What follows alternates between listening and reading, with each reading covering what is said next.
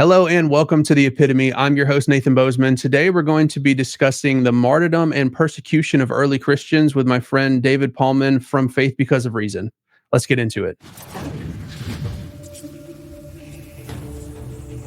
Thank you very much for being here, David. How are you doing tonight? I'm doing well. Thanks for having me. Yeah, I really appreciate it. You just dropped like a 2-hour video on the martyrdom of the apostles and the persecution of the apostles and what kind of evidence we have for that. And I first want to ask, what kind of got you into this topic? Because for you to drop a 2-hour video on this, it seems like you've got quite a lot of interest in it. Yeah, well, no one ever said that I was brief with my words. Yeah.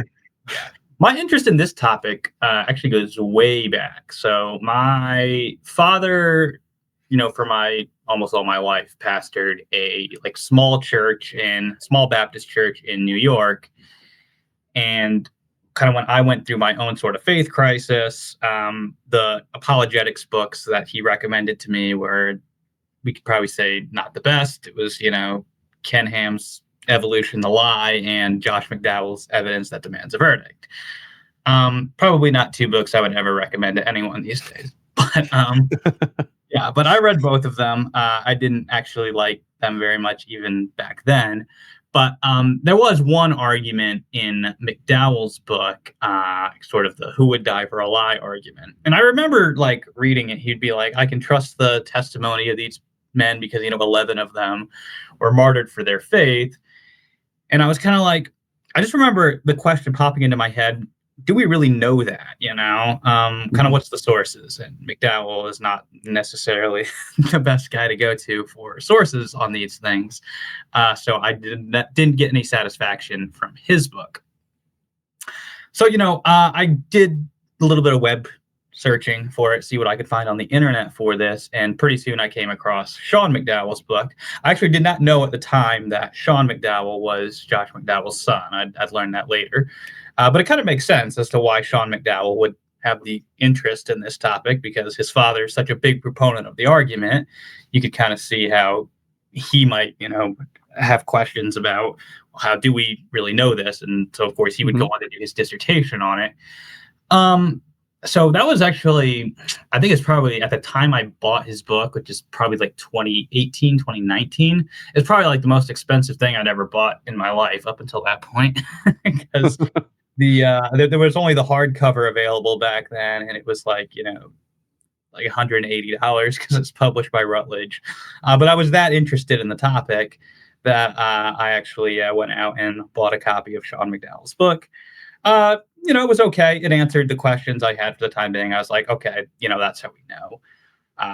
Obviously, as I went a little deeper in my research, I found objections to sort of McDowell's case and things. And so just bringing all that research together sort of culminated in the video that I ended up dropping, which wasn't supposed to be its own video, actually. That was supposed to be just a segment within a video that I was working on defending the resurrection.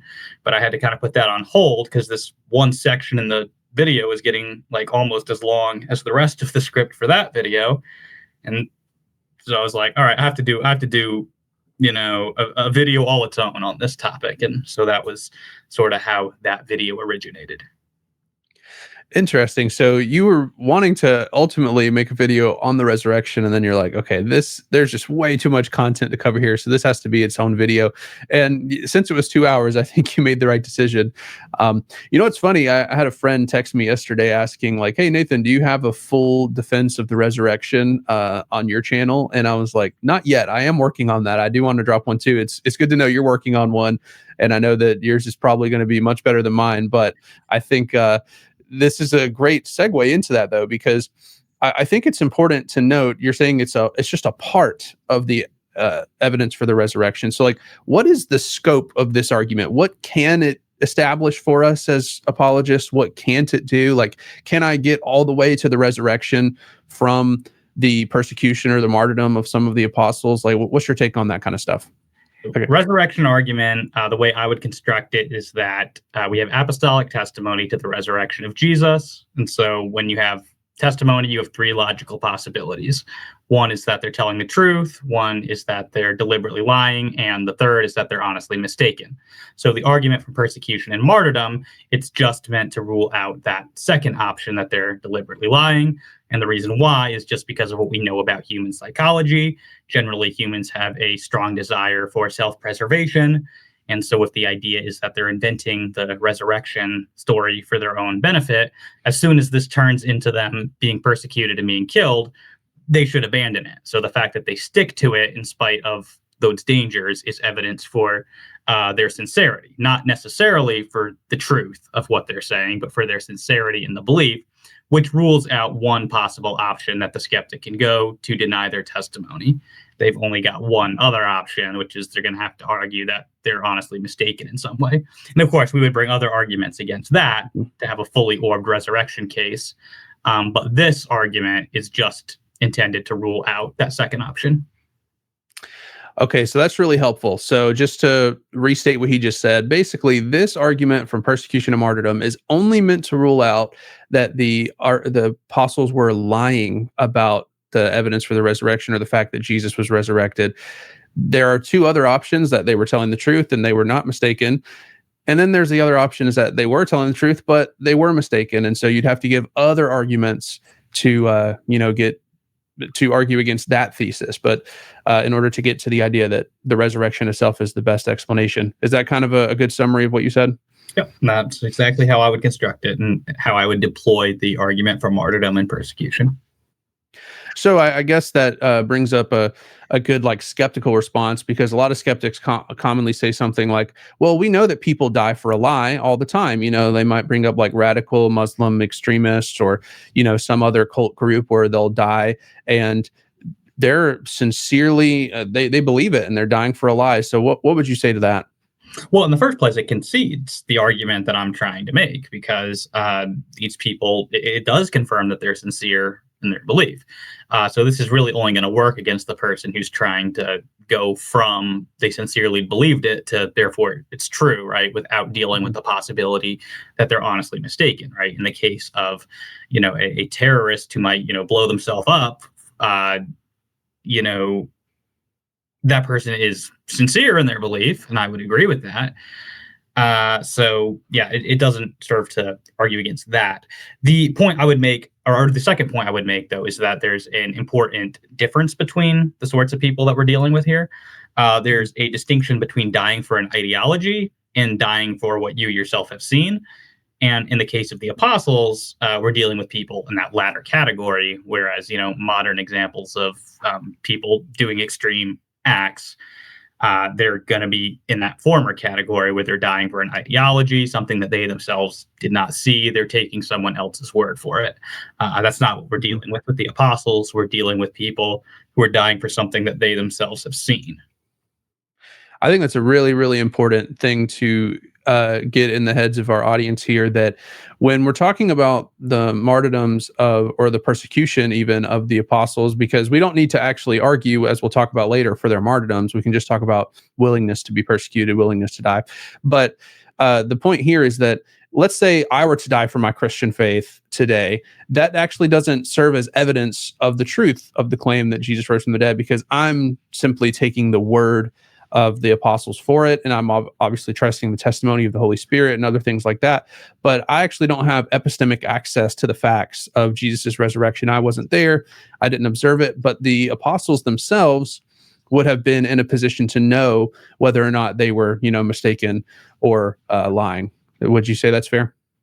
Yep, that's exactly the right point to make there. But the key point is that we're just trying to establish sincerity, and the supposed counterexamples are demonstrating sincerity.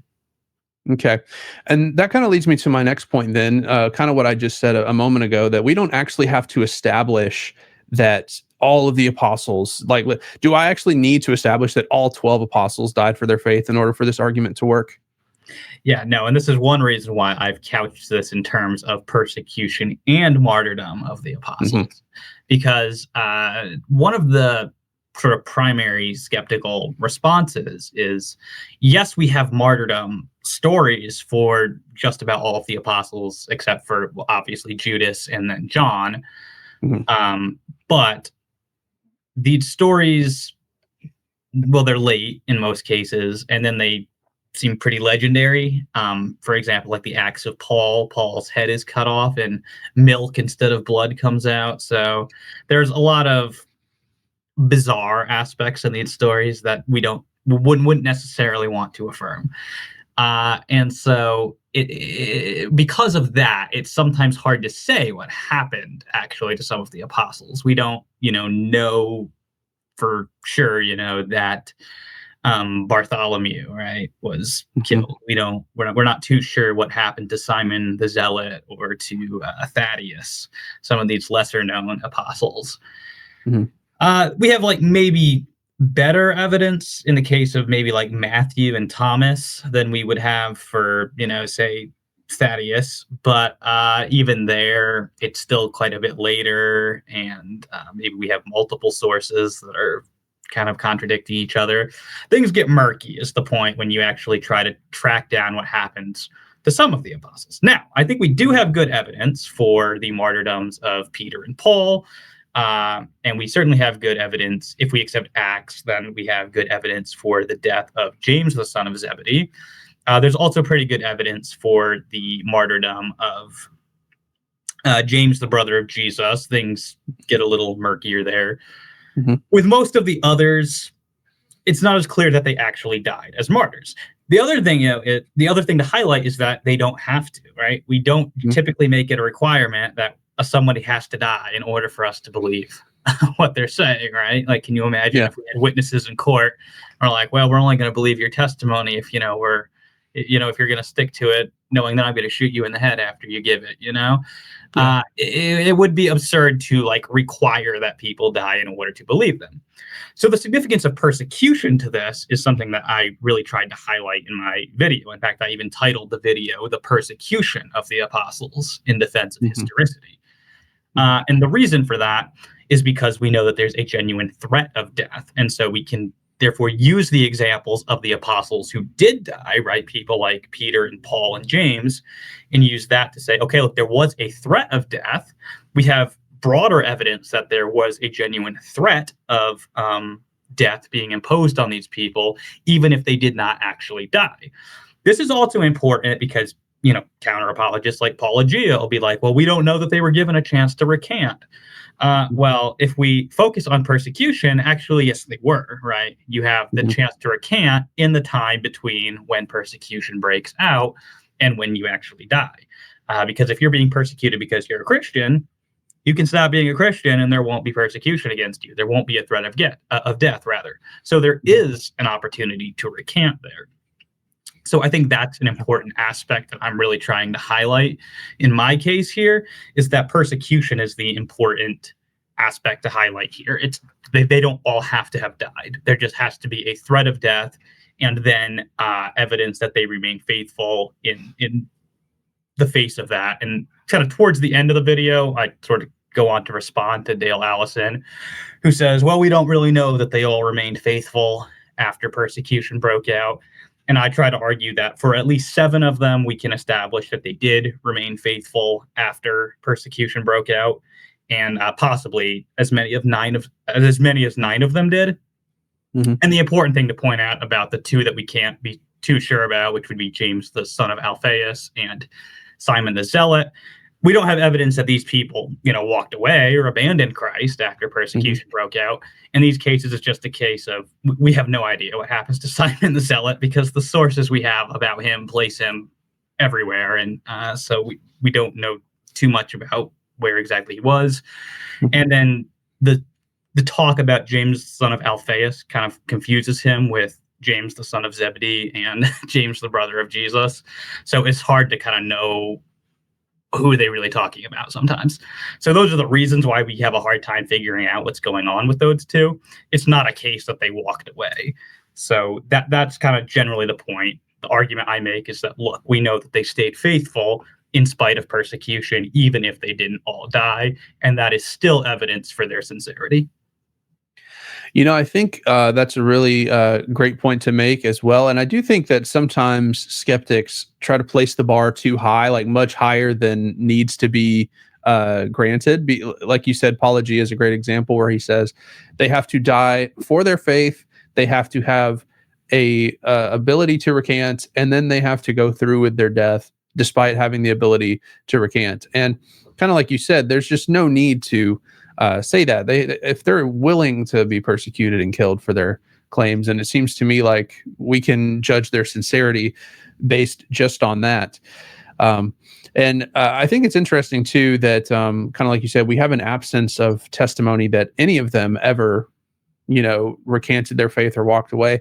And there are plenty of people who are against the faith pretty early on. You've got like Celsus, you've got, people like that who are writing pretty early. And it's like, that would be great ammo for them if at some point, during Matthew's life, he went back to being a tax collector or something like that. You know what I'm saying? And the fact that we have none of that, and I know that's just an argument from silence, but, this is a kind of a reasonable one where it's like, if you have people who have an agenda against the faith, that would be a pretty strong argument. Like, yeah, Peter and Paul were sincere and went to their deaths, but like the other like 7 didn't care, it would kind of, I think would maybe be a pretty good argument against the sincerity of the resurrection, don't you think? Yeah, well, at least certainly against the sincerity of those who would have gone back to their old lives. But yes, obviously we don't have that in the case of any of them. I do encourage Christians not to sort of overplay that because, as you point out, that's an argument from silence. And so, instead I say, let's just focus on that. A lot of them are known to have remained faithful, right? At least 7 of the original 11. I argue we can know this from Papias, that we can get several of them. And so, people like Allison who are saying, well, we just don't know what happened to any of them after Acts chapter 6. I think that's an overstatement. Yes. And, too, you actually give a good discussion on an argument from silence in one of your videos. Do you remember which one it is off the top of your head? Yeah, that would be Were the Gospels Originally Anonymous? Okay. Definitely check out that video, guys, if you want a good explication of why arguments from silence are weak. And then for this particular one, though, what I would say is if you add onto it the testimony for their persecution, then it becomes, I think, stronger. It's like you add the testimony to their persecution, you add the testimony to the martyrdom, and then you say, and then we have an absence of testimony to the contrary. Then it's like, okay, now you've got a good cumulative case. To me, that's what I would say for arguments from silence. It's like, if you're relying totally on an argument from silence, you've pretty much got nothing. If it's just a part of a cumulative argument, then I think it can be a little bit stronger. Would you agree with that? Or yeah, not all arguments from silence are created equal, and the particularly bad ones, the types that Tim McGrew goes after in the article that I cite from him in the video that you mentioned. These are specifically arguments from silence against evidence, is what he calls them. So a good example is one we're going to come to in a bit here, is people who try to argue that Tacitus is just making up the Neronian persecution because other sources are silent about it. So in this case, it's not complete silence. You're making an argument from silence against evidence. There's evidence that this happened, but it's only mentioned in one source. So it's an argument from silence against evidence. And this is, deployed all the time against, for example, the census in Luke, right? There's arguments from silence against evidence there. Those are the really bad, like egregious types of arguments from silence. It's another thing to be like, well, we have absolutely no sources on this whatsoever, so it probably, didn't happen.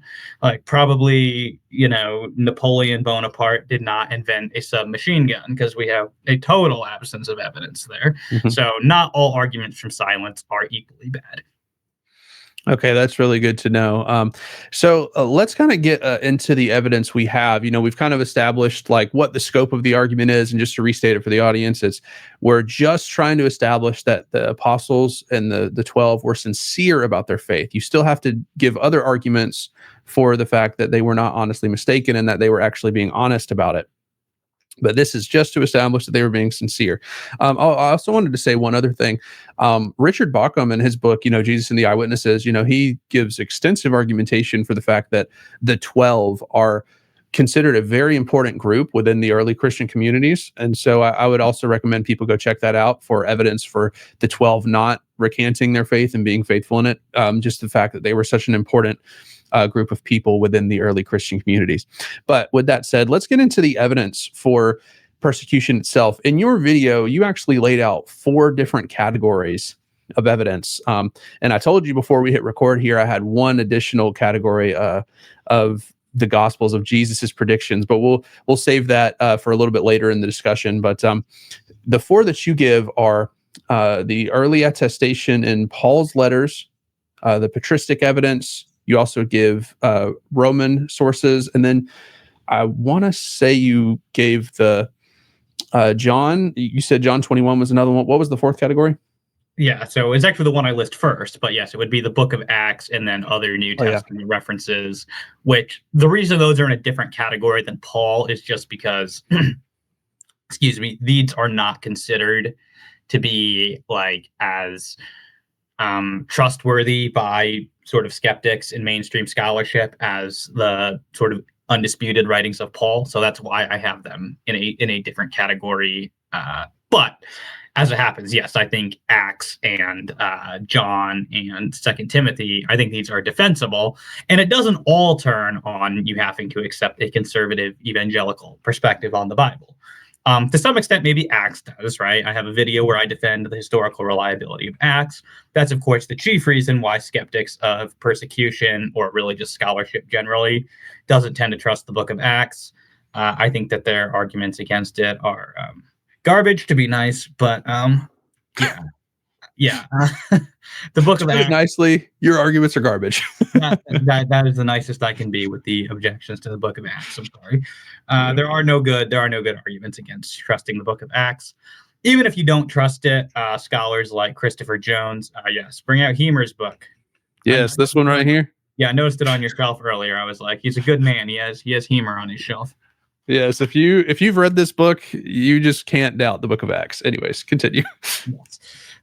So even if you don't trust the Book of Acts to be completely, historically trustworthy, scholars like Christopher Jones, who is, who's certainly no evangelical, still says, that doesn't mean you get to just dismiss the Book of Acts completely. It doesn't mean that there's nothing in there. And persecution is just such a, major theme in the Book of Acts. It's kind of hard to think that that's all just fictional. In my video, I deal with kind of some of the more technical objections that people like Candida Moss raise to the trustworthiness of Acts. But in broad strokes, historical reliability of Acts, that's one reason for trusting that persecution actually happened. I then appeal to the last chapter of the Gospel of John, where Jesus tells John that when he's old, and he's going to be carried where he doesn't want to go, and his arms will be stretched out. And, Peter. Sorry, who did I say? You said John. Oh, wow, yeah, sorry, it's in John. No, he tells Peter, yes. Okay. But Peter will, glorify him in this way. Yeah, then the author says this is the sort of death by which he'll glorify God. Obviously, skeptics don't, really trust the Gospel of John, but I kind of argue you don't actually have to trust it here.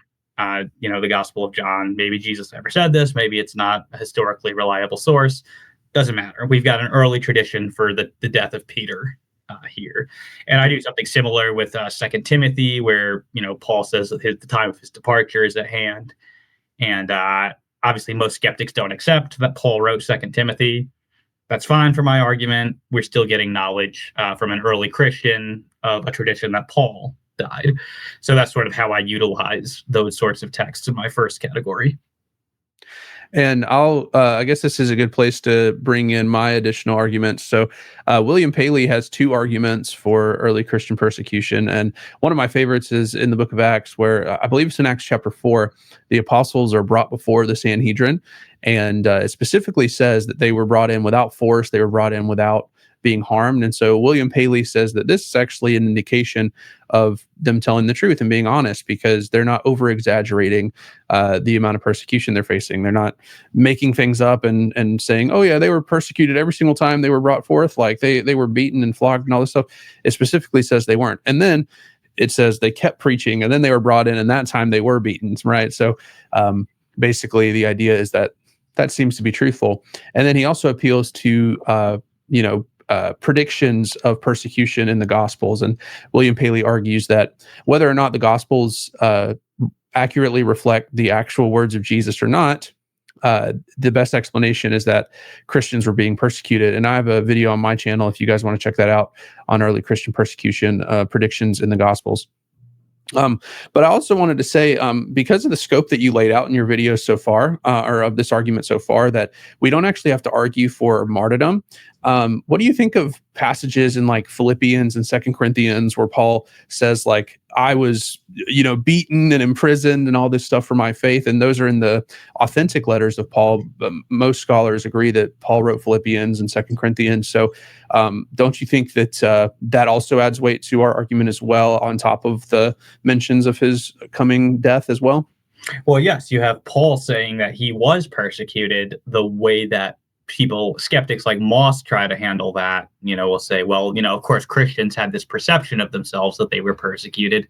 But Paul's a little more interesting because he also says that, like, before he was converted, he actually, was persecuting the Church of God and trying to wipe it out. So we kind of get both sides of the picture with Paul. We can see what it's sort of like from the outside and the inside, which is kind of interesting to me because skeptics, this is really their only objection that scholars like Moss and Hansen can raise against Paul, is they're just like, well, nobody from the outside would have recognized a distinct group of Christians. I still have not yet heard the argument for this. One of the arguments, is that, well, the term Christian wouldn't have existed yet. I have reservations about that. But even if it's true, I kind of like how Trent Horn said that that's just a bunch of semantic nonsense, because you have Jews who follow Christ, and you have Jews who don't follow Christ, and one group that doesn't follow Christ is persecuting the group who does. You don't need the term Christian, and we don't have an argument yet that the concept didn't exist. It's just kind of asserted like that just has to be a fact. So yes, I think Paul is a very interesting category of evidence, and the skeptical objections to Paul are like really, really lackluster. Mm-hmm. No, I totally agree. And I also thought that was probably the weirdest objection that you had to address in your video, the idea that it's like they weren't called Christians yet, so there was no persecution of Christians. It's like they're followers of Jesus. Like, even if they weren't, like, even if we grant that completely, we say it's the way or whatever it's called next, like, they were still followers of Jesus being persecuted. It doesn't make any sense. Yeah. That's kind of why that's why I played Trent Horn's clip in there, calling it semantic nonsense, because he just called it like it was, and that was my thought when I was reading it. I was like, right, really, that's your objection? The other point I highlight in response to that is like that Paul specifically refers to this as like the Church of God. He persecuted the Church of God. He tried to annihilate it. Yeah, that's very clearly a concept of Christians. It's not the label Christian, it's the label Church of God, but obviously that applies to early Christians. So very, very weird objections to Paul that we get there. So it seems so far what we have is in the Gospel of John, we have this prediction that Peter, and it seems to be like a tradition of Peter's martyrdom. We have the prediction of martyrdom by Jesus. We have the honest testimony in Acts. We have the persecution testimony in Acts itself. We've got the persecution testimony in Paul. It seems like we're building a pretty strong case right now for like internal biblical evidence for persecution. Then I know that you also have like some external stuff as well, but is there anything else you want to say on the internal evidences before we move on to that? I think you mentioned a passage in Second Peter as well. I know that a lot of skeptics question if that's a genuine letter, but I think we could even still argue, and I think you do in your video, that even if Second Peter is a pseudepigraphal work written like in the end of the first century, it seems to me that it still refers to an early tradition of Peter's martyrdom. And very clearly the same tradition as in the Gospel of John. They both, they're both couched in terms of Jesus is predicting this. And so in Second Peter, whether, Peter himself wrote it or not, he says that he's preparing for, the death that the Lord told him he would face. So whatever, is going on there, whether you think Peter authored this or not, these are pulling from the same tradition. Yes, that's almost beyond question. But yes, so the what I would say about the biblical evidence, I always kind of like have a bit of a hard time appealing to it myself because there's something in me that doesn't. I know it's not like appealing to the Bible to prove the Bible, but there's always part of me that just kind of like has that lingering concern because I know that that's how it's going to sound to the skeptic, that I'm using the Bible to prove the Bible. And of course, we realize these are a whole bunch of different documents that existed long before they were compiled together into the Bible. We can appeal to those individually as historical sources, and that's not circular reasoning. Mhm. Just the concern I always have is I know the skeptic is gonna, I'm gonna get Paul Gia hitting me with his little "for the Bible tells me so" jingle, right?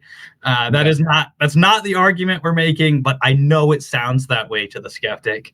Yeah. So that's the concern about using biblical evidence.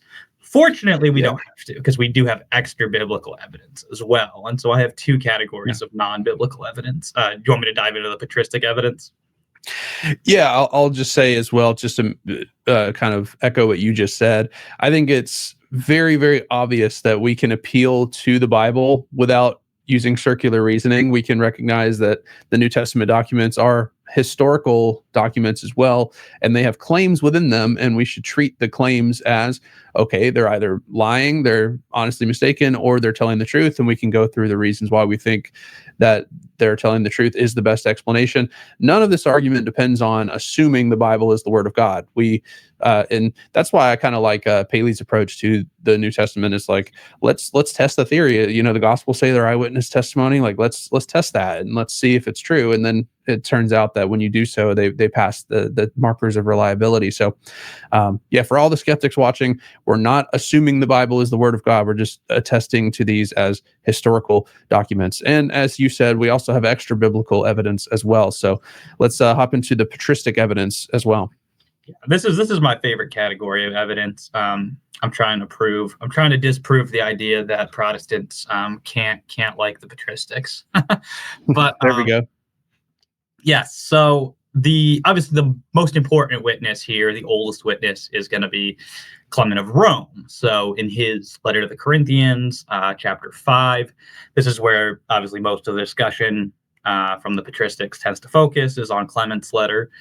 But in chapter 5 there, he says that, Peter and Paul were put to death.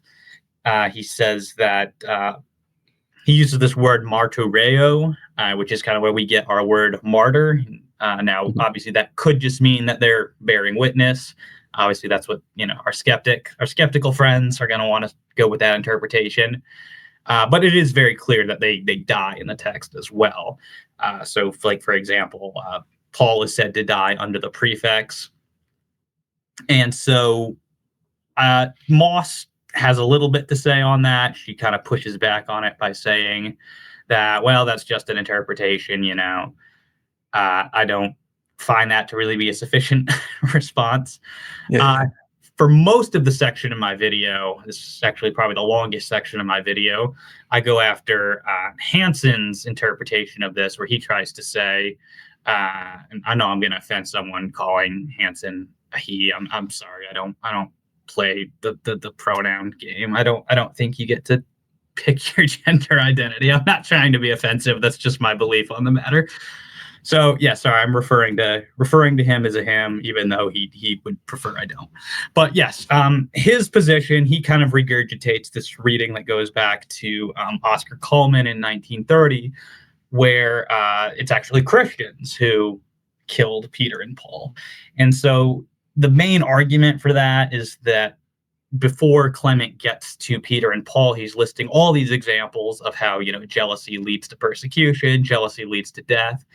And allegedly in all of the Old Testament examples, well, look, this is family, this is countrymen, right? It's Cain killing Abel, right? So if we continue that theme, then that's got to be what's going on in Clement chapter 5, right? So it's got to be fellow Christians who killed Peter and Paul. I go on at some length to criticize that. I don't think it's actually true that all of the examples involve intra-community conflicts. Even if it is, there's a clear break in trajectories between chapter 4 and chapter 5. So I go into some of Bauckham and Harry Tadra's criticisms of Pallmann's thesis there.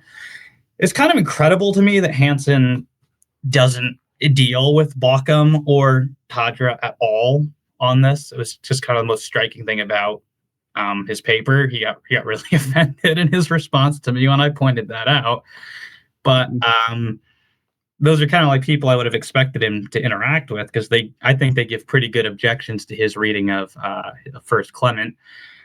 He's got a couple other arguments too. He argues that like the word for prefects, Clement uses that to mean Christian leaders in his letter, which he does a couple times, but he doesn't only use it for that. He also uses it to refer to world leaders. So yeah, I really go into detail on that in my video. But suffice to say, there's not a particularly good case for viewing this as fellow Christians killing Peter and Paul. It fits much better within the context of Nero's persecution of Christians, saying that they died as the result of that. You know, and I actually really enjoyed that section of the video as well. I think that, you know, the idea that it was Christians that killed Peter and Paul. And it seems to me that the testimony is pretty consistent across all of our sources. And you even bring in Revelation, which I was very happy that you defended, you know, Revelation as an early source to Neronian persecution, because these skeptics are even going to the lengths of denying that there was persecution under Nero in order to reject that persecution was happening to early Christians. And so I know we haven't maybe gotten to that part of the video yet, but I think that I'm just bringing that up to say all of our sources seem to indicate that Peter and Paul were, you know, persecuted under Nero specifically. And for you to say, well, Clement seems to, like, based on this really weird understanding of this specific Greek word, and as you said, he doesn't use that word like that in all instances. He uses it in other ways. It seems to me to be quite strange. It's strange credulity. Yeah, especially his argument that, like, in chapter 61, Clement is expressing a desire for the Romans to get involved. I was like, huh? And I went and reread chapter 61 of First Clement, and I don't see it. I don't see it at all. I mean, it's a prayer for the rulers, and he's praying that, you know, the Christians will be obedient to them. But I see no desire there for a Roman intervention. So, yeah, a lot of it is just very strange readings that are kind of underdefended, in my opinion. I mean, there's really no defense of the reading of this reading of Clement at all in the paper, because I mean, it's been criticized. Most of what my video does, I just deploy the criticisms that have, you know, been deployed against Pallmann's thesis. I just apply them to Hansen because he didn't address any of them. And you said he did in like he made a new article. It seems you're saying. He did, and I'll have a video out hopefully soon responding to that. But I mean, in there is mostly just yelling at me and insulting me for daring to point out that he left scholarship unaddressed on the topic. So that'll be entertaining. Well, I'm looking forward to that one, and definitely go check out Dave's channel. I think that you'll find a lot of content. I should have said this earlier, but check out Dave's content. He has a lot of great videos, and I will leave a link in the description for the video that we are specifically talking about, the, you know, persecution / martyrdom of the apostles in this argument. So, but back to this idea of the patristic evidence. So we have Clement basically attesting to Peter and Paul's, you know, being martyred or being killed under the persecution of Nero. Do we have any like other evidence for early Christian persecution for the patristics? We do. We actually have quite a lot. The ones I go into a little more detail on in the video would be Ignatius, Polycarp, and Tertullian. There are a lot of other sources. I don't necessarily focus on all of them as much because as I said, there's some concerns about there being anonymous, or some of them contain weird legendary stuff. I do argue in the video that even if there are legends cropping up in some of these later sources, presumably legends are developing from a historical core. So probably, I don't think they're like evidentially useless. Probably at least we have martyrs' deaths in a lot of cases that a legend is growing around. But yes, they're of more limited historical value. One I highlight in the video is Tertullian, because I think Tertullian has been really like overlooked by Christian apologists on this Mhm. issue for some reason.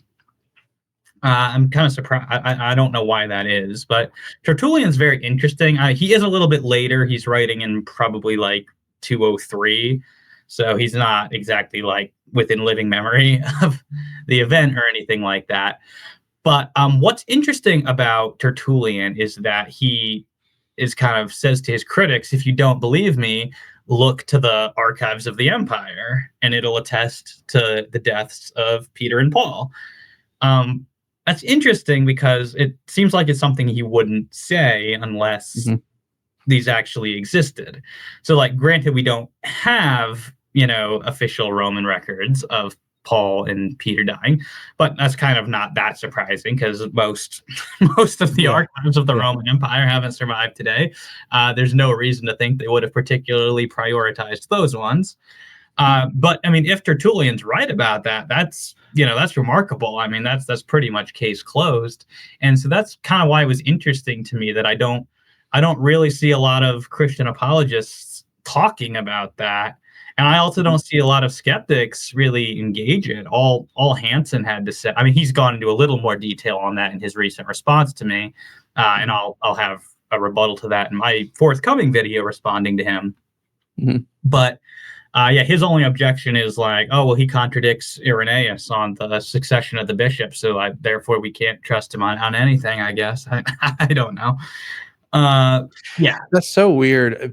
I get really annoyed when skeptics argue like that because they'll say the same thing about regarding like gospel authorship, like with Papias. They'll be like, "Look how he describes Judas's death. It contradicts what the book of Matthew says about it, and so therefore we can't trust Papias on anything." And Eusebius thinks Papias was stupid, so Papias is right. It's like that doesn't follow at all. Or, like you just said, the Tertullian and was it Irenaeus contradict on the apostolic succession. And so therefore you can't trust them on anything. And to me, that those are just very weird arguments. It's like, I might be an unreliable source on, like what kind of surgery you should get on your foot if you break it. But I'm a more reliable source on other things. And, same thing with you, I'm sure. So it just doesn't make any sense. But also, I thought this was probably your strongest argument from the patristic evidence as well. The Tertullian idea of like he's literally basically saying like go check. It's in the Roman records. Like it's kind of like it reminds me of the creed in 1 Corinthians 15 when Paul says like a bunch of people saw the resurrected Jesus, like go ask them, they're still alive today, basically. So And that in kind some of ways, it's yeah, it's even stronger than that because yeah. skeptics will bring up the point. Well, what do we expect the Corinthians people in Corinth are going to have to travel all the way to Israel to Mm, ask people about this? In this case, we're talking about a matter of public record, according to Tertullian, which, yeah, I mean, obviously, it wouldn't be quite as accessible as it would be today, but presumably there would be even a greater degree of accessibility there, to the point that Tertullian feels like he can rest his case on that. And yeah, regarding yeah, the method of argumentation you were bringing up earlier, I mean, that's like throwing everything at the wall to see what sticks. I mean, it's just grasping at straws. It's like, let me find something I can pick at Tertullian. Oh, he contradicts Irenaeus on something, which, by the way, he doesn't. Tertullian is mhm, not trying to give a chronology of the bishops in the quotation that they're bringing up. But even if he was, first of all, just because two sources contradict, this does not mean that they are both wrong. mhm. Someone can still be trustworthy, right? Like you could give me the most reliable historian in the world, and I can say things that contradict them, and you go, "Oh, they're both wrong." No, I'm wrong. So Yeah, it's such a cheap way of arguing. It yeah. really is grasping at straws. You're looking for any little excuse you can pull at to sort of dismiss these witnesses.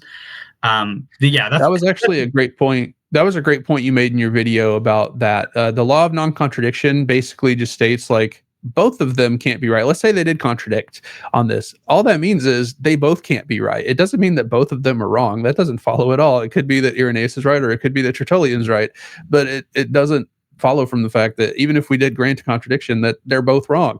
It could be the case that one or the other is right, or maybe like you said, he's not giving a succession, and so maybe they're both right in some sense, right? So it's like, it seems like they're just grasping at straws, throwing something at the wall, seeing what sticks. And I find this to be the case with a lot of arguments. And to me, and I wonder what you think of this. I've been thinking about this. I feel like a lot of the hyper skeptical approaches to these things, it kind of is like a misuse of historiography, because with history we're not dealing in proofs, right? Like it almost feels like they want a Cartesian proof that these things are the case. But historiography is a case of probabilities. We're trying to find what's an inference to the best explanation, what most probably happened. And when we're looking at all of this evidence of biblical, extra biblical, patristic, and we're going to get into the secular sources as well in a moment, it's like you have all this evidence pointing to the same reality, corroborating it perfectly, and none of it's contradicting. And again, you couple that with the absence of attestation to the contrary, and it's like, why is it that you don't think that's the best explanation? It seems to me like it's just very clearly the inference that we should be making if we're trying to be like reasonable. Particularly when, like Hansen, you have to concoct this like special proprietary theory to explain away like every single piece of evidence. It drastically reduces the overall probability of your hypothesis. And this is an interesting thing. I encourage people, maybe who get a little bogged down in this stuff, read history that is not that's not New Testament studies, because New Testament studies is very weird, very anomalous as a historical field goes. My other field of historical interest is primarily like medieval military history. I absolutely love it. And historians of medieval military history, it's not anything like reading New Testament studies. It's not as weird.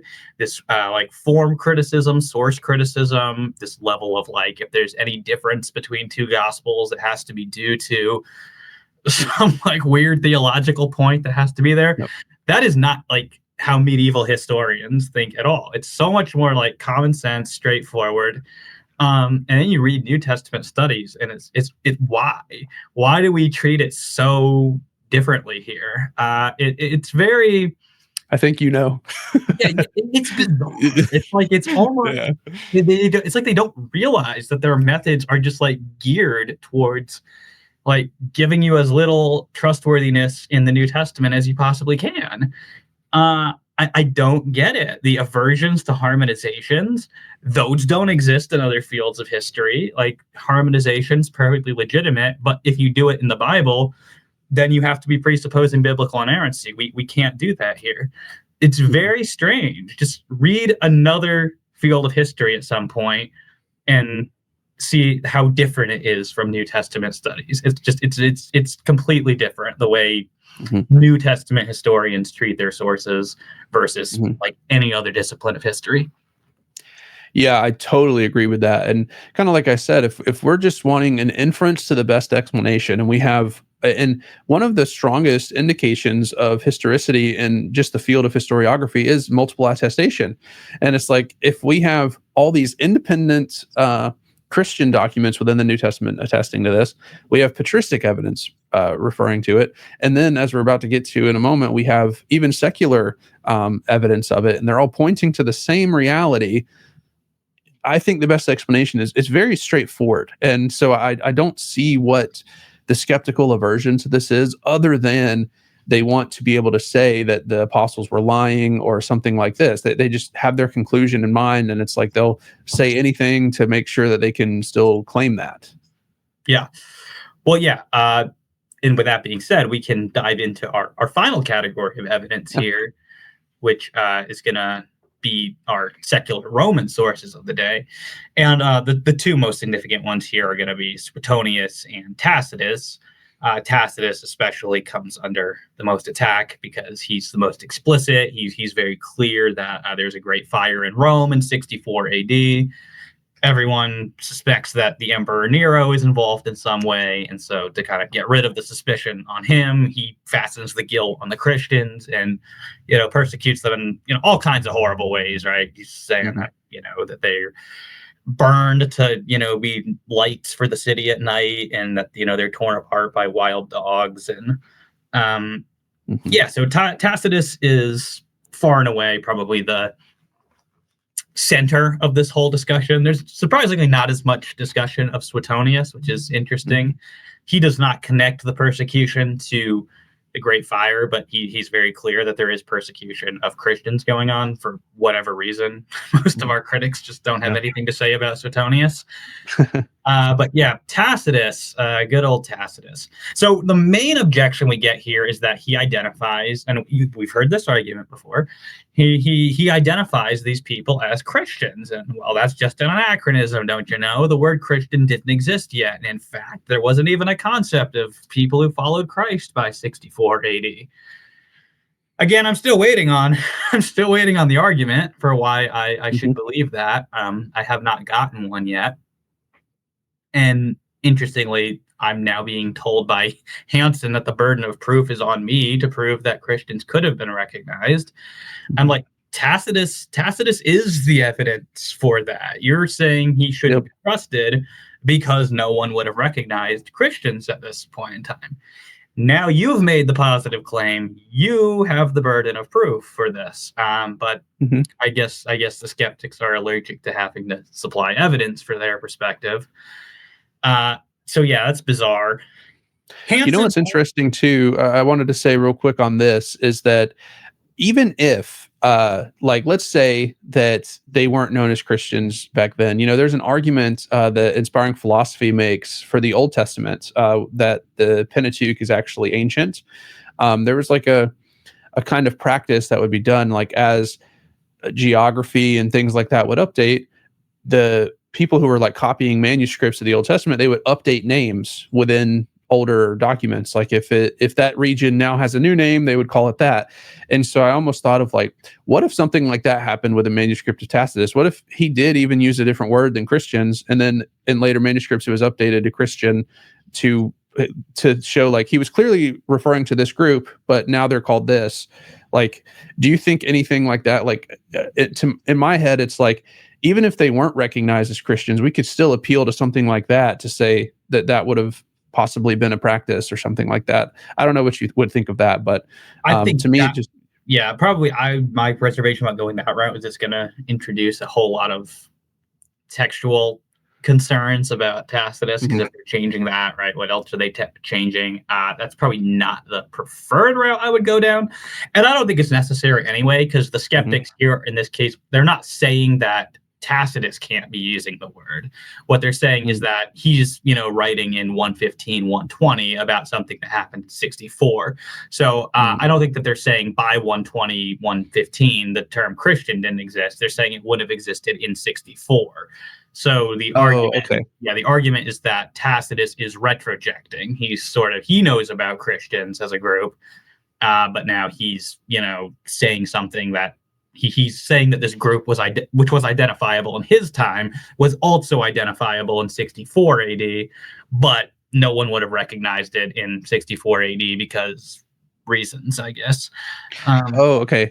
See, I guess I must have misunderstood that part of that argument. Okay, yeah, that's a very weird objection. Then it's like if he's familiar with a group and then he calls it what they're called, then what's the problem? yeah. So Hansen's objection to this is essentially he tells us a story about how he got this from Pliny and he jumbled some things together and he invented.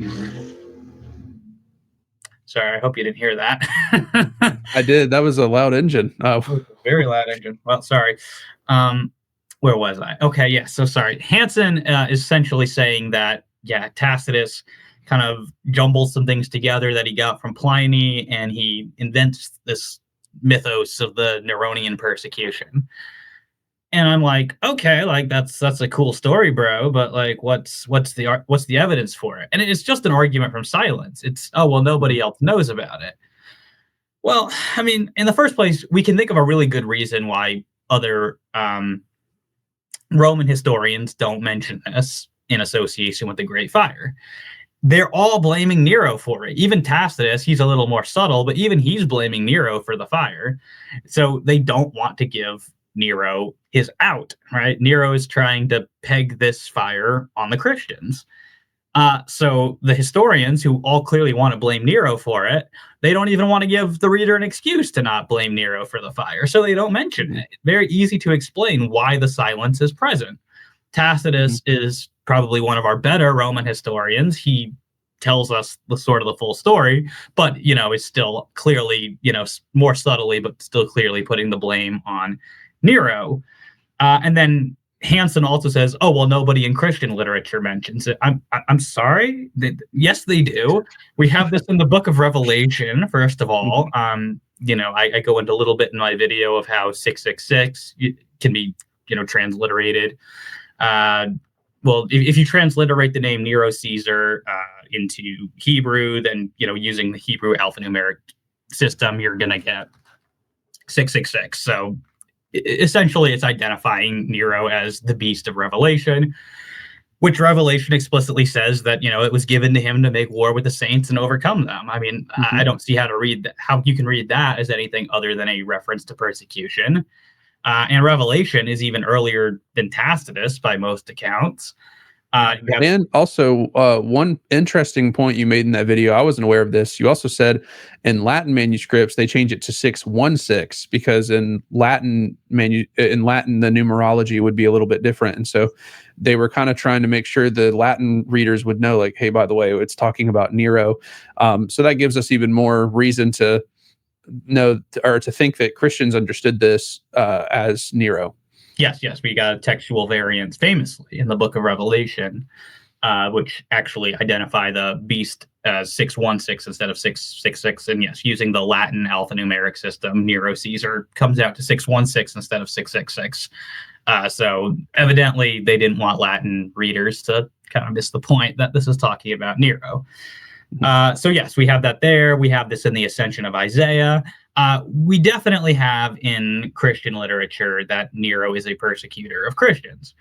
Hansen doesn't really deal with that in his article. In his latest response to me, he has, but he just comes up with another, contrived story about, oh, well, look, I can explain how this is present in Revelation without there actually having to be a persecution. But that's not the point. Your argument for saying that Tacitus is making it up is that no Christian sources talk about it. If Christian sources are talking about it, then it doesn't matter that you can come up with a story for how it could have ended up in there without it actually having happened. The point is now the plausibility of your hypothesis is like down in the dumpster, because for absolutely every piece of evidence, you have to come up with this ad hoc story, this just so story about why the evidence looks the way it is. You can do that, but I mean, like, this is how. Maybe I shouldn't use that example. Are you young Earth creationist? No. Okay, I was gonna say this is like the young Earth creationist for every single data point for an old Earth, coming up with you've got a way you can explain it without the Earth being old, or you can have this single unified hypothesis that the universe is pretty old, and that explains all the evidence. Similar situation here. The Neronian persecution actually happened, and what do you know? All of our evidence makes sense, and we don't have to come up with this ad hoc just so story to explain away every single piece of evidence. Yeah, and that's exactly what I was referring to earlier about, like, this is not how we typically do historiography. Like, whenever you are doing historiography, you kind of take testimony as evidence, because human testimony is one of the four major pathways to knowledge. We have reason, perception, memory, and human testimony. And so whenever we have testimony to something, typically, unless you have good reasons to think they're lying, we take testimony as evidence. And then when we have multiple independent attestation to something, that's typically considered to be like the strongest form of historical evidence. It's almost like as close as you can get to a proof of something in historiography, because again, in history, we're dealing with probabilities. And so, but when you have an account like this, where you're trying to explain away every single bit of attestation to persecution, as you were just saying, your theory gets more and more ad hoc, as it's like, okay, for John, I have to come up with this explanation. And then with Second Peter, I have to come up with this explanation. And then with Acts, I have to come up with this other explanation of why it's not, actually authored by Luke in the 2nd century or something. And then for Tacitus, I have to say that I have to give an argument from silence against evidence. And then it's like, what are we doing here? You know, like this isn't how we do history. Yeah, yeah, and I mean, just probabilistically speaking, I mean, you're exponentially reducing the prior probability of your hypothesis, right? Is we don't have like any antecedent reason to doubt that the Romans would have persecuted Christians, right? So the prior probability on that is not like crazy low. Whereas the prior probability on like all of Hansen's proprietary hypotheses to explain away Revelation, explain away Tacitus, explain away John, explain away Clement, explain away every single bit of evidence, he's got an explanation for it. He does. But here's the thing. Here's how like the probability works for hypothesis like that. When you're including all of those parts in it, any one of them goes wrong, and we're not just talking about like any one of those proprietary hypotheses, like the individual parts within them, all the little stories you're telling to build up those hypotheses, that all goes into your hypothesis. And each of those is a way your hypothesis can be wrong. That drastically reduces the prior probability on it, because you've now got to like support all of that. Whereas we've just got, the Romans probably persecuted Christians under Nero. To overcome the low prior probability on that, you need an incredible amount of evidence for that. And, argument from silence, sorry, that's not going to cut it. And there's really not a lot in the way of a positive argument that the Neronian persecution never happened. It's all defensive. It's all, here's how I can explain away the evidence that the Neronian persecution happened. At what point do we get an argument that it didn't happen? What is the evidence that it didn't happen? That's really lacking with the skeptics. And typically, this is one way, I think, at least, to identify when a hypothesis is true or false. Like if your hypothesis has like piece of evidence after piece of evidence after piece of evidence after piece of evidence, and you don't have to have a bunch of contrived ad hoc assertions to assert it. It's like you're probably, in a pretty good spot to think that that's true. But when your hypothesis has basically no piece of evidence in its favor, and it's totally defensive, totally just trying to explain away the evidence itself, kind of like you were just talking about with young Earth stuff too. It's like there's not a whole lot of evidence that would point you to believe. In fact, most young Earthers say, if it wasn't for the Bible and my interpretation of it, I wouldn't be a young Earth creationist. So it's like that alone should tell you a little bit of something about their hypothesis. But same thing here with the skeptics. It's like if your entire hypothesis is explaining away data rather than like giving data, it seems like you don't have a whole lot going for you. Yeah. And I mean, like, even on that, like, so if you have like some kind of independent reasons for thinking that the Bible is true, which, I think we do, and the Bible really did commit you to a young Earth, then it would be fine, right? Like if you have a really good argument in favor of young Earth creationism, like let's say that you have really good evidence that the Bible's the Word of God and that it affirms that the Earth is young, then like, okay, maybe that will allow you to explain away other pieces of evidence that the Earth is old, because you've got some independent reason for thinking that the Earth is young. As it happens, I don't think that the Bible does commit us to a young Earth, but discussion for another day.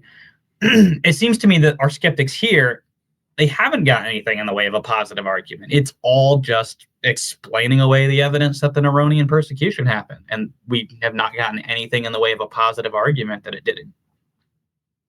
Yeah, I think that at this point, it's pretty safe to say that our case is much stronger than theirs. Like we have both the biblical, the patristic, and the extra biblical evidence, and then also the Pauline you put in its own category. But all of that together, I think, makes a strong cumulative case. The conclusion pretty straightforwardly follows, and then on the other side, you've got what seems to be a pretty ad hoc, contrived hypothesis. Are there any other objections that we haven't gone over already that you maybe want to cover in this discussion that have maybe been brought against either your original video that we're responding to, or maybe there's one that I haven't brought up yet or anything like that?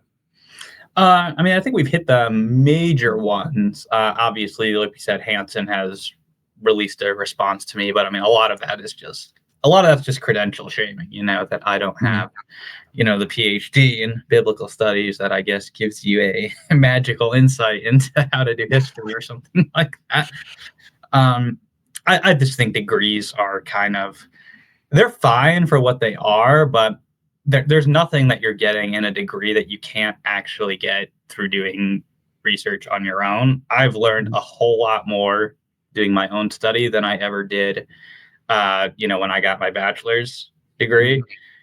And that's not to, I'm not, trying to be anti-intellectual or say that degrees are a bad thing. I mean, I appreciate people who have them. What I object to is the idea that like you can't have an opinion on a topic or you can't assess evidence or something unless you have a degree in the field. And you don't getting a degree or like becoming a specialist in an area, it doesn't give you any special way of knowing things, right? What we're all just dealing with is evidence and we're making inferences from it. And as long as you know how to make inference patterns, in other words, if you know basic logic, then you can make inferences from evidence. Experts might have access to more evidence than you do. And so, if they're able to bring evidence that you haven't considered or something, then, absolutely like be open to changing your mind in response to, new evidence. But it's not just like expert disagrees with you. So, you're not entitled to an opinion. Well, no, does the expert have a reason for disagreeing with me? Because it only matters if there's evidence that you haven't considered. If you've considered the evidence and you understand basic logic, you're as qualified as the expert to make an inference from that. There's nothing, about having a PhD that is giving you special magical insights into knowing things. It really is just making inferences from evidence. If they're making a circular argument, they're making an argument from silence, you can point that out. It doesn't matter that you don't have a degree in the field. Yep. So that's more or less my perspective on the credential shaming. But other than that, I mean, Hansen raises, some interesting points here and there. I'll delve into those in my forthcoming video on it, but probably not like a ton in terms of substance. That there's nothing particularly new there in the way of objections now.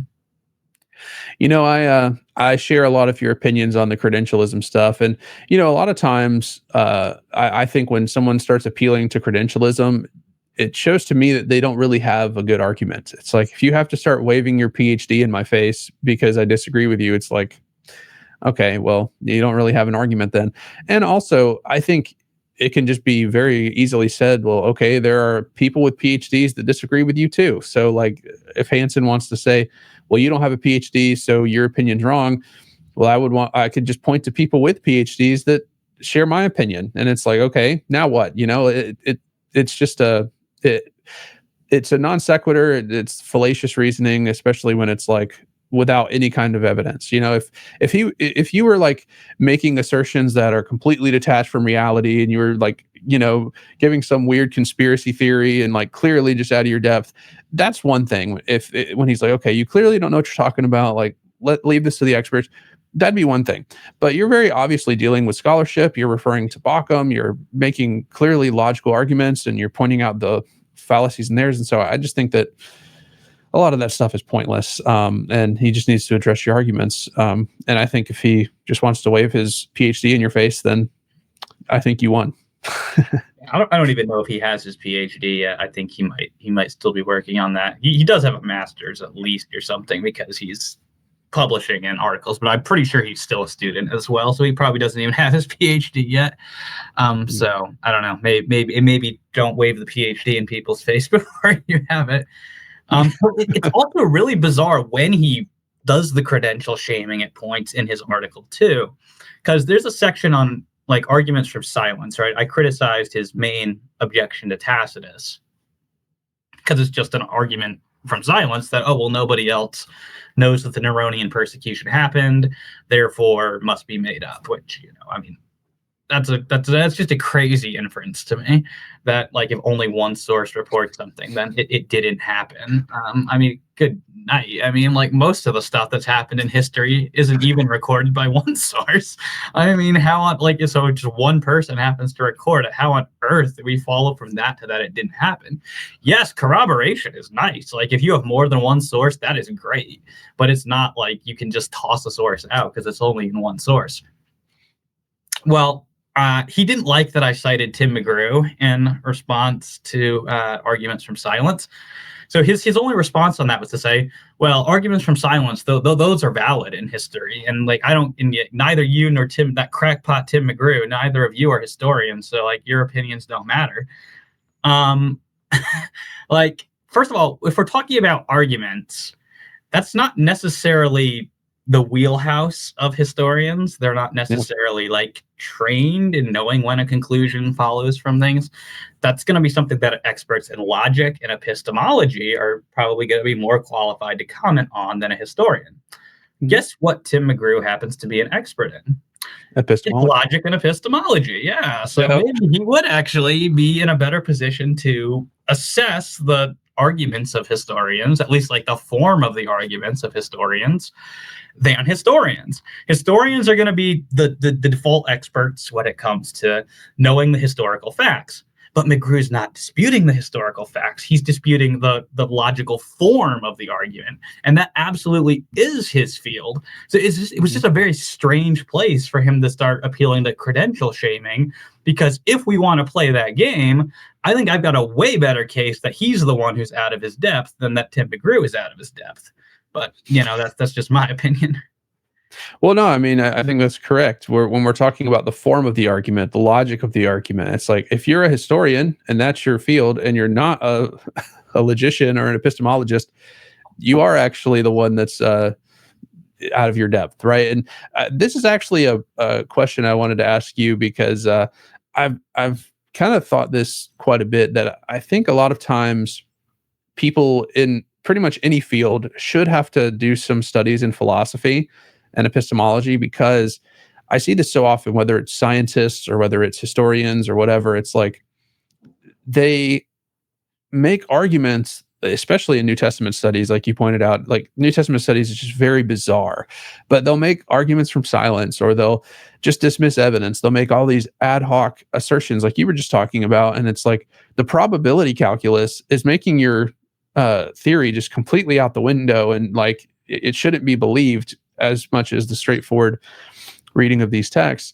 And it's like if they just understood a bit more philosophy and epistemology and logic, it seems like they wouldn't be able to make these arguments. So I wonder what you think of that. Like, should historians and scientists, like, should these other fields require a little bit of logic and epistemology in their studies? I think it would be great if like we just brought logic back into high school, like so everyone got an introduction to logic. But I mean, yes, if you're going into an academic field, I think probably at least like a basic course in logic, it'd probably be a good idea for that to be a requirement. I would really like to see academics who are non-philosophers be a little more conversant with the sort of philosophical foundations. Admittedly, there's something to be said for that. Like some people are not, they don't like gravitate towards that as much. Like rather famously, scientists tend to be like really terrible philosophers. Yeah. I think maybe the solution here would be to see like some sort of transdisciplinary studies, and like we're starting to see some more of that. I would really like, so a good example here would be like analytic theology is something that sort of has combined sort of traditional systematic theology with maybe some of the rigor that you'd find in analytic philosophy, and it fuses those together. And I really like reading analytic theologians because, like, one, I love theology, but I also like reading some of the older stuff. It irks me how they're not precise, they're not defining terms. They're making like invalid arguments or whatever.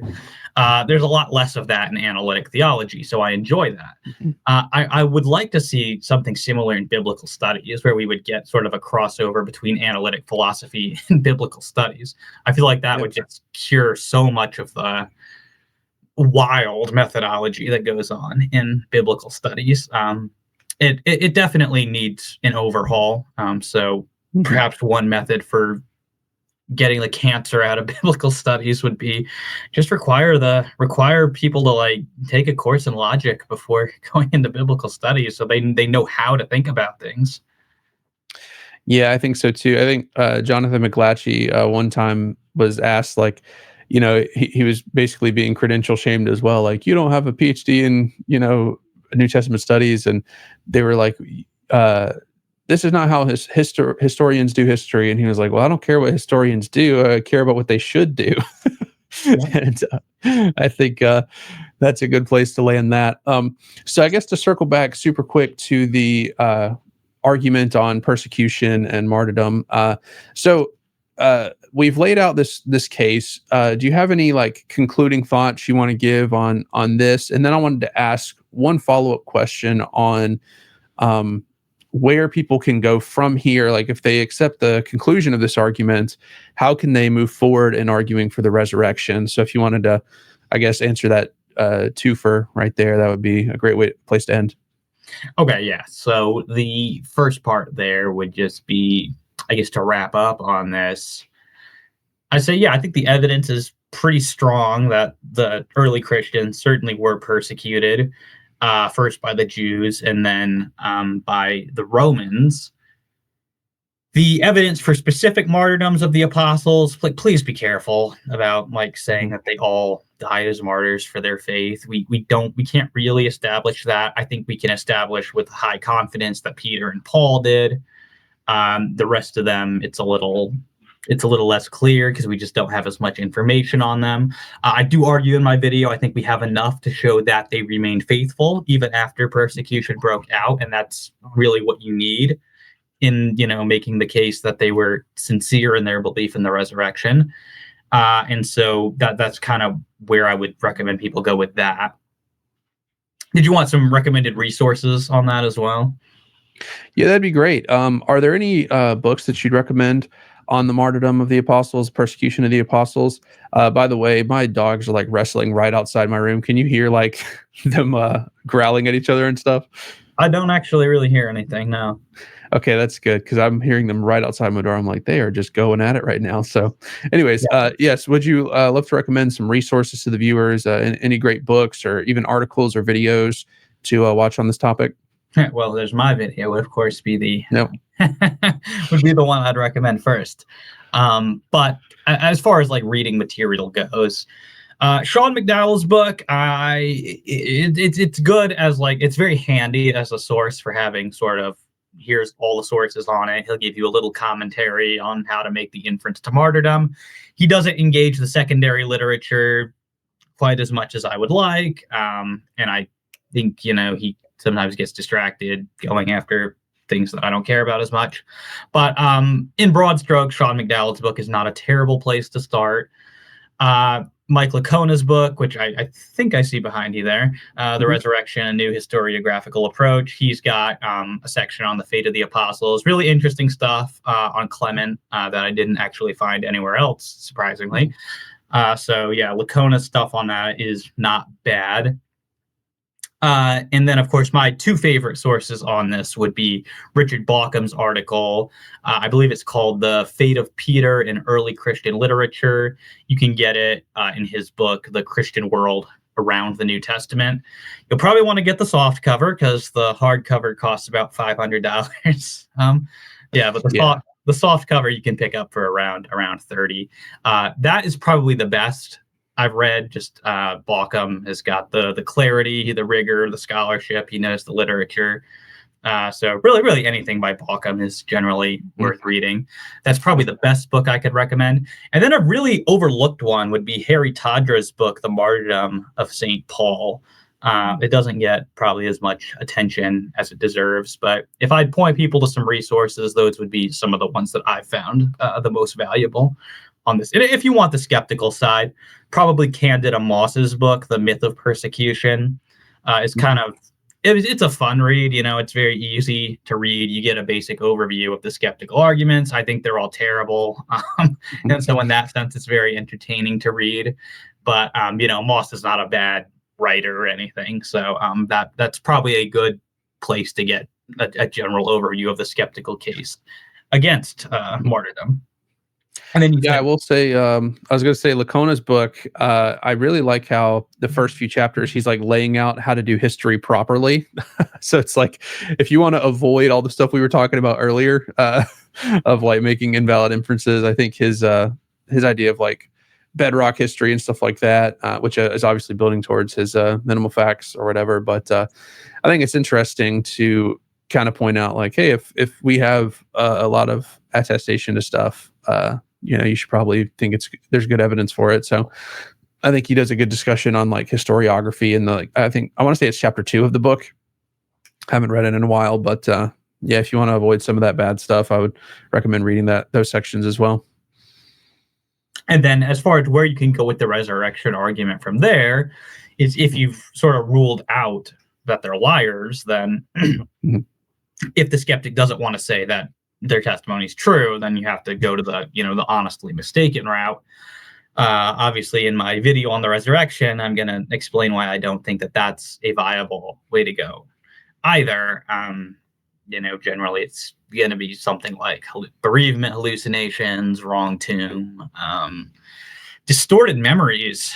And one I'm coming across a lot more than I thought. It's just kind of it's been interesting diving into the literature on memory surrounding that. But of course, there's always going to be more battles to fight on that front. That's actually kind of the harder one to rule out because you don't have like a nice, easy single knockout punch the way you do with it that they're lying. You've got a really obvious reason why that doesn't work, that they're honestly mistaken. There's just so many different ways to say that they were honestly mistaken. That's kind of what you've got to deal with them. None of them are really that great, though. So sure. Maybe not as daunting as it might initially look. But it is a little more complicated than ruling out that they're lying. But obviously, that's going to be the next stage in the argument after you rule out that they're lying. Yeah, the most interesting hypothesis I've heard recently, because I feel like I've never really heard a good argument against the resurrection. But I think the most interesting one that I heard recently was that the body was stolen, but not by the apostles and apart from the knowledge of the apostles. So like basically that would explain the empty tomb. And then obviously it would either be like hallucinations or cognitive dissonance. I've been hearing that one a lot more where it's like, what's that book? Sounds pretty similar to the one James Fodor puts forward in his Unreasonable Faith book. He says Joseph of Arimathea reburied the body, and then that accounts for the empty tomb. And then he says hallucinations mixed with memory distortion is sort of what accounts for the accounts that we have of the resurrection appearances. So, yeah, it's interesting because, you're combining different theories together. But ultimately, I think for Fodor, memory distortion is what's doing a lot of the heavy lifting there. And kind of what I argue in response in my video is, first of all, like we should take memory to be reliable unless we have a really good reason not to in a specific case, because otherwise, like if we just assume memory is guilty until proven innocent, we're going to be stuck in a skeptical swamp pretty quickly, and not just about the resurrection. I mean, once you think about it, the vast, vast, vast majority of what we know depends on memory. So I always say, like, be very careful questioning memory. So given that, if we're going to say memory is innocent until proven guilty, we'd really need specific evidence then to say that the memories of the apostles are distorted this badly. And then I just argue that the cases he gives of memory distortion don't support anything like what he needs to get to the level of memory distortion he's going to require. Because, I mean, for him, the gospel accounts essentially represent sincere but like misremembered accounts of hallucinations. And yeah, I don't think any of the evidence he cites from like memory distortion is getting him that level of memory distortion. Have you read I think his name is David Gregg's book Resurrection Remembered? Yes, he actually sent it to me. Oh, that's great. Yeah. I saw it's like $150, but he apparently dives into like memory theory and stuff like that to kind of go against those things. So I definitely think that's probably going to be a good source for you in debunking that one. I haven't got to read it yet because the book's like $150, and I'm like, all right, one of these days I'm going to drop that $150, but I haven't done it yet. But yeah, I think that wait till Rutledge is having like one of their Christmas sales. Christmas. All right. Now that you say that, okay, I'm gonna wait till December at least then. Um, but yeah, I think that that's probably the most interesting theory I've heard because it's in the way that because my friend was the one that kind of argued this way. He says that in I think it's Matthew's gospel, whenever Jesus asked, like, who do you say that I am? The people say, like, oh, you're like John the Baptist resurrected or something like that. He says that, like, people have this idea that people would resurrect. And he said he even will grant that, like, Jesus predicted his resurrection and that the apostles heard it. And so he thinks that, like, that kind of made it more likely that they would have some sort of bereavement hallucination, or that would make it more likely that they would mistakenly see him in a crowd or something, or you know what I'm saying? Like, so he kind of thinks that Jesus's predictions of resurrection kind of prime their memory. So I've found that to be a pretty interesting route that I haven't heard before. Yeah, it's interesting because most skeptics aren't generally willing to grant the predictions of resurrection. But yeah, that's one I haven't necessarily come across somebody who's specifically like advocating that version of. I guess that's a version of the hallucination hypothesis. So. Yeah, and I think to me, it seems like the strongest skeptic hypothesis I've heard, and I'm still thinking through exactly how to respond to it. But I do think that that seems more plausible than being like, oh yeah, they just like all the gospel predictions of resurrection and stuff, that's all added later. But then on top of that, they had hallucinations. It's like, okay, well, which is it? But he seems, and one thing about him is he'll grant a lot of stuff. Like I said, he grants the empty tomb. He grants those predictions. He even grants a pretty good historical core of the Gospels. So like when I go that route, like the general reliability of the Gospels, he's like, yeah, I grant there's a historical core. He thinks the historical core goes away, specifically at the resurrection accounts. And so he kind of thinks that the reason there's a historical core is because, Jesus, he would repeat his sayings over and over and over again. He would, teach all over the place. And so it makes sense that there would be a historical core in like the ministry part. But he says the resurrection accounts themselves are so contradictory. He says that, that's where you can kind of see like, okay, there's not a historical core here. This is kind of where myth and legend and all that's coming in. And so, yeah, it's definitely an interesting theory. So, yeah, I actually just posted a video where he and I were having a conversation back and forth that just went live like 30 minutes before we started having this conversation. So, but yeah, he's a thoughtful guy, I think. So, but that's kind of his theory. Are you familiar with this book? Yeah, I'm pretty sure. Easter Enigma by John Wenham. It's pretty good on object. Oh, there you go. You got the newer edition. Yeah. But yeah, that's probably the best one I've come across on the supposed discrepancies between all the resurrection accounts. Yeah, I think he does a good job handling those. But I see you've already got it, so you're prepared. There we go. Yeah, I read this one, I think, last year. But yeah, it was a really good read. And I agree. I think the discrepancies are definitely not contradictions. So yeah, I definitely don't think that his theory works. And I think there are ways around it. But it's definitely to me, the most plausible one that I've heard, at least, where it's like they were kind of primed to think of a resurrection with Jesus's predictions. And then that kind of prompted those post resurrection hallucination. So I would be interested in your resurrection video if you would respond to that. That's why I'm bringing it up, because I'm thinking through how to respond to it as well in my video. But yeah. I mean, I don't. So like my resurrection argument is sort of taking as a premise that what we have in the gospel accounts corresponds to what the apostles actually like said, what they claimed that the resurrection appearances were like. Is he granting that aspect, or when he's questioning the historicity of the resurrection narratives, is he questioning that goes back to the apostles? Yeah, he would say that part is legendary. He thinks that basically everything up to the crucifixion, there's a good historical core for, because of, again, the itinerant nature of Jesus's ministry. So he thinks that part's more reliable and based on oral tradition. But he says the fact that the resurrection accounts differ so widely.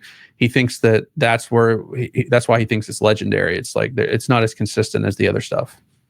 Yeah. See, so those are the sorts of objections that my sort of video on gospel authorship is proposed to take out. So I'm going to have a premise in my argument that, what we have in the Gospels as the accounts of Jesus' resurrection, that is an accurate representation of what the apostles claimed. The justification for that is my argument for the traditional authorship of the Gospels. So that's kind of how and I know that's going to be like the big jump off point for a lot of skeptics, I know is going to be right there. So the rest of the argument is kind of like, the rest of my argument is like, if we got gospel authorship, so this is an accurate statement of what they said, here's how the argument progresses from there. So, so my video might be disappointing to you, insofar as it might not specifically address that, because it's kind of taking for granted that that's already been defended in my video on gospel authorship. Now, there will be a rather long section at the end of the video where I give a sort of a detailed analysis of, Bar Ehrman's objections to the resurrection, of James Fodor's objections to the resurrection, Dale Allison's objections, John Perry's objections, John Loftus's objections. So just sort of all the main skeptics, I think I got like 12 of them I'm going to be going through. That's actually probably going to be the longer portion of the video than actually just presenting the argument for the resurrection. And so some of what I say in there might be relevant to what you're bringing up, but by and large, if that's the skeptical route someone's going to go, I'm just going to say, okay, that brings it back to gospel authorship for me. You're not granting that what we have in the Gospels is the apostolic testimony in the first place. And so unlike a lot of resurrection apologists, my argument does depend very heavily on the Gospels being an accurate representation of at least what the apostles are claiming the resurrection appearances are like. And actually, that is the route that I go to. It sounds like you take a more maximal facts approach, like you defend the historicity of the Gospels. Yeah, I do the same. So that is exactly how I respond to him, and that's pretty much the exact route I would go.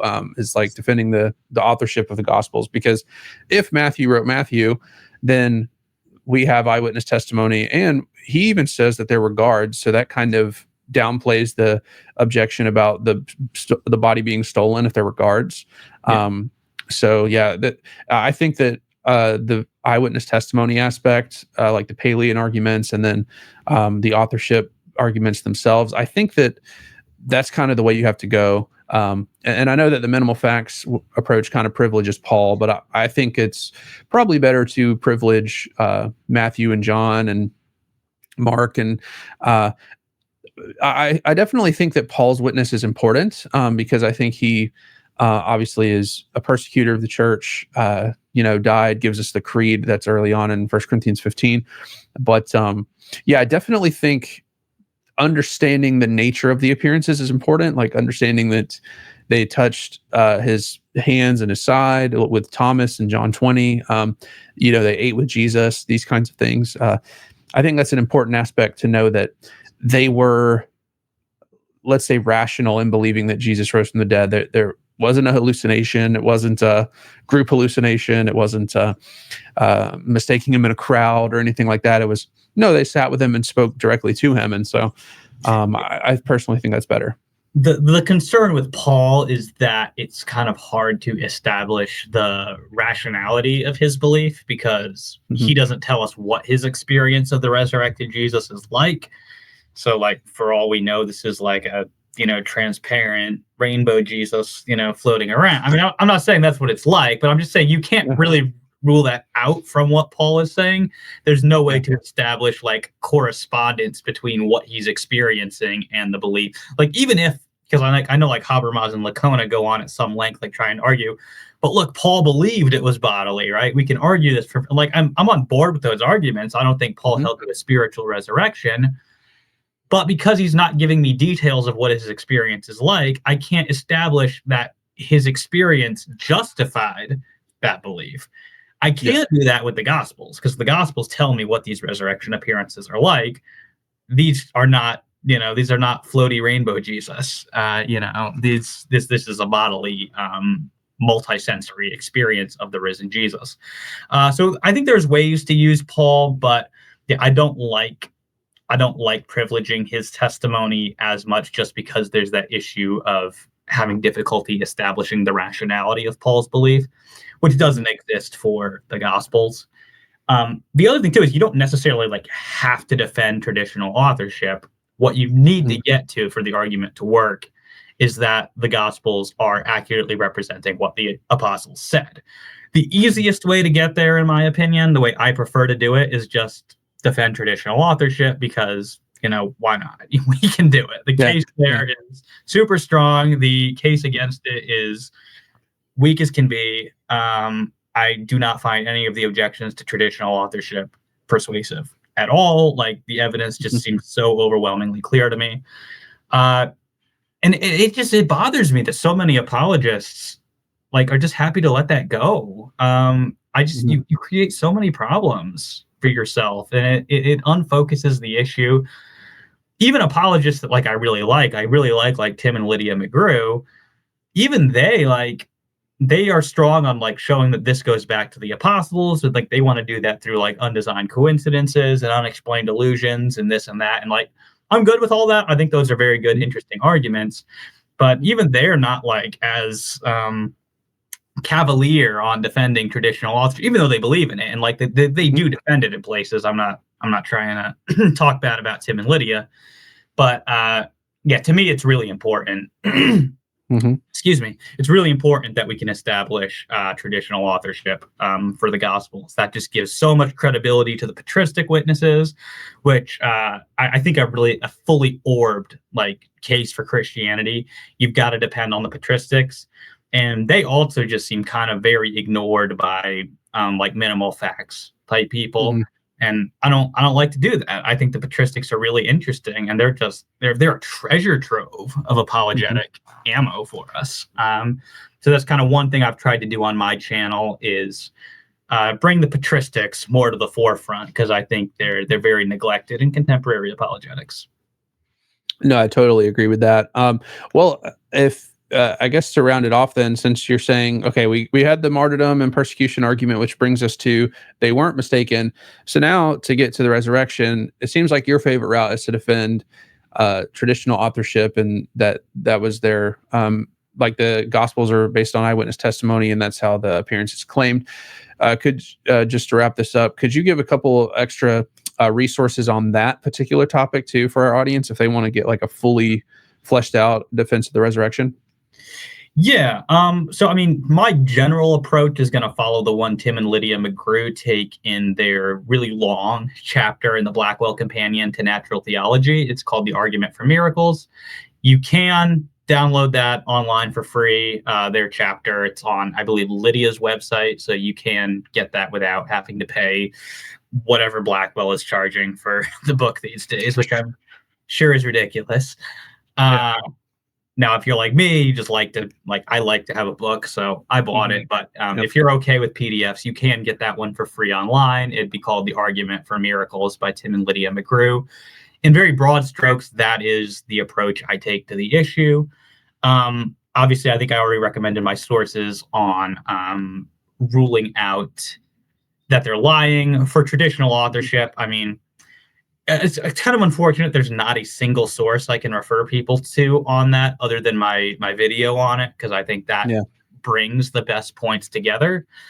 Charles Hill's stuff on this is excellent, and I don't know why he is overlooked. And he's evangelical, he's very conservative, he's crazy smart, and he's really doing great original work. I don't know why he's so overlooked in the apologetics world. But yeah, Charles Hill is the man on traditional authorship. Brant Petrie's stuff on this is really good. Martin Moss has really good stuff. Obviously, Richard Bauckham, Jesus and the Eyewitnesses. Can't sing enough praises about that book. John Wenham's Redating Matthew, Mark, and Luke. There are a lot of really good resources on the traditional authorship of the Gospels. And then you could probably go to pretty standard sources on ruling out the disciples being honestly mistaken. I mean, Habermas and Lacona are going to be fine, going against hallucination hypothesis and things like that. And in fact, Andrew Loke's book, which I have somewhere, somewhere I have Andrew Loke's book, Investigating the Resurrection of Jesus. That Mhm. one's actually also surprisingly good, very like up to date on things. So those are some resources I would recommend for people wanting to go deeper. Great. So Charles Hill, what books would you recommend? I'm actually looking him up right now. Yeah, a lot of his papers you can actually download for free right off of I believe it's his academia page. mm, As far as probably Who Chose the Gospels is going to be like the best introduction to Charles Hill's work. oh, I actually have that one. Who chose Okay, the yeah, gospel? that's a very readable, accessible kind of introduction, surface level stuff on his thought. If you want to go like deeper, he's got a great book. It's called From the Lost Teachings of Polycarp, Mm, where he goes in on some of the great stuff we can get in Irenaeus and Polycarp. That one might not be as directly relevant to the authorship of the Gospels, but a lot of really good stuff. And then the one you really want to get from him is the Johannine Corpus in the Early Church, it's called. mm. Um, Yeah, definitely want to get that. I also, I remember in your video on gospel authorship, you mentioned his work. And didn't you argue that it's possible that Papias mentions all four gospels through his work? Wasn't that his argument? I think it's more than just possible. I think the case for that is rock solid. That yes, Yeah. Eusebius has a passage in, I forget the exact reference. I think it's Ecclesiastical History 4 or something. But anyway, he says that a record preserves, and then he goes on and paraphrases it, and it talks about all four gospels. Mhm. Well, he doesn't tell us what the source is, what record is preserving this. He does tell us in, I believe it's book 2 or 3, that his information on the authorship of the Gospels comes from Papias and from Clement of Alexandria. So those are Mm, Eusebius's two sources, meaning very probably if he's saying a record preserves this and it's about the same topic, it's probably one of those two. It's probably Papias or Clement of Alexandria. Fortunately, we don't have either of their writings in full, but Eusebius quotes both of them a lot.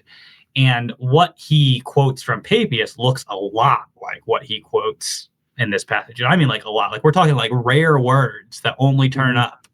That aren't like a part of Eusebius's regular vocabulary. They're turning up in what he quotes from Papias's gospel tradition, and they're turning up in this paraphrase.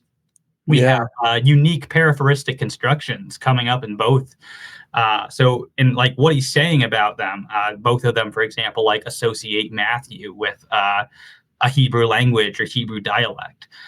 When Mhm. you look at Clement, you don't have that. Like Clement doesn't say anything about Matthew being associated with the Hebrew language or anything. We don't have unique verbiage between Clement and this passage. So if those are his two sources, Papias and Clement, it seems overwhelmingly clear that Papias is the better option from where he's getting this tradition. If that's Mm. right, then Papias, who I mean, I've argued is probably writing, late 90s or like early 100s, that's all four gospels named, Mhm. right at the end of the first century there. Yeah, it's a really interesting argument, and I don't think it gets enough attention from the apologetics world. Yeah, I remember that part of the video, and I was like, I have to get that book, and I bought the Who Chose the Gospels book because of your video, and I haven't read it yet. I have a stack of books on both sides of my bookshelf. On the top, they're just stacked up like to the ceiling, basically, and it's up there, and it's like until they're read, I don't put them here, but that will be down here one day after I read it. But I'll probably read it soon because, like I said, I want to make a video defending the resurrection in full pretty soon. So I definitely want to read that before I make it. But Yep. hey, man, I really appreciate you coming on. We're coming up close on 2 hours, so hopefully people can see the strength of this argument for persecution and martyrdom, and also how they can continue the argument all the way through to the resurrection. Do you have anything else you want to shout out or anything you want to say before we wrap this up? Just thanks for having me on. I mean, I've always appreciated you on my channel. You've always leave an encouraging comment, and I do appreciate that. It gives me a lot of motivation to continue. Because obviously I don't have a huge viewership base, but I am appreciative of those people who do view my videos, and I do appreciate what you do on here too. I probably don't watch your stuff quite as much as I should, but I do catch a video or interview here and there, and so I appreciate what you're doing over here. And yeah, just thanks for having me on. Yeah, well, thank you for that. And for everybody that made it this far, thank you so much for watching. I'm going to put links in the description for his channel for a couple videos for you to check out and for anything else that he would like me to. And then, yeah, like, subscribe, do all of the YouTube stuff, and we will see you guys in the next one.